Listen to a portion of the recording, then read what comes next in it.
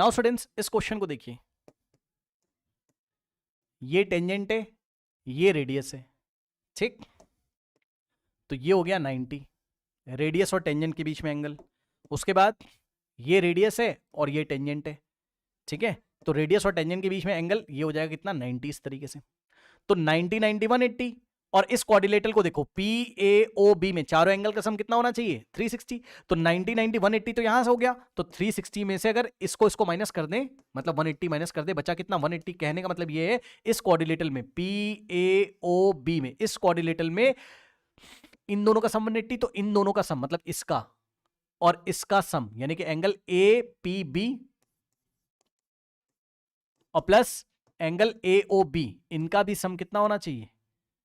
और इसको याद कर लीजिए आप 180। क्या याद कर लें सर, याद ये कर लीजिए कि रेडियस के बीच में एंगल जो बनाओ, टेंजेंट के बीच में जो एंगल बनाओ, अगर ऐसा फिगर कभी भी आ जाए तो रेडियस के बीच में जो एंगल बनाओ ये वाला, और दोनों टेंजेंट्स के बीच में जो एंगल बनाओ ये वाला, वो सप्लीमेंट्री होते हैं। मतलब इसका और इसका सम 180 होता है। तो ये अगर 50 है तो ये 130 आ जाएगा, है ना। एंगल APB कितना है 50, ये कितना है 50, plus angle AOB is equals to 180, ठीक। तो 50 उधर जाएगा, 180 माइनस 50 कितना हो जाएगा 130। क्या मैं सही हूं, चेक कर लो।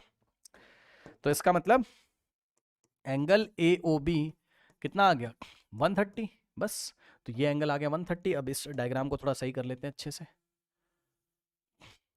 अब इस ट्राइंगल में देखिए AOB में ये वाला एंगल कितना आ गया 130।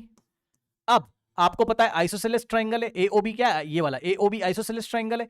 OB is equal to OA, तो ये दोनों एंगल भी तो इक्वल होंगे। आइसोसेलेस ट्राइंगल में ये दोनों एंगल इक्वल होते हैं, इक्वल साइड्स के ऑपोजिट वाले एंगल क्या होते हैं, इक्वल। तो 130 अगर ये, तो बचा कितना 180 में से माइनस करो 130, 50, तो 50 का हाफ हाफ कर दो, यानी कि 25 ये वाला हो जाएगा और 25 ये वाला हो जाएगा। चेक कर लो भाई, 25 25 50 50 प्लस 130 180। तो एंगल सम प्रॉपर्टी को फॉलो कर देगा ये, आराम से चेक कर लीजिए, ठीक है। आराम से चेक कर लीजिए। और नहीं समझ में आए एग्जाम में तो आप इसको x मान लो और इसको भी x मान लो, ठीक है। तो x प्लस एक्स यानी कि ये वाला एंगल और प्लस ये वाला एंगल, और ये तो तुम्हें पता ही हो जाता है। तो x plus x plus 130 is equals to 180 कर दिया करिए, और यहां से x की जो वैल्यू निकालोगे वही आपका आंसर होगा।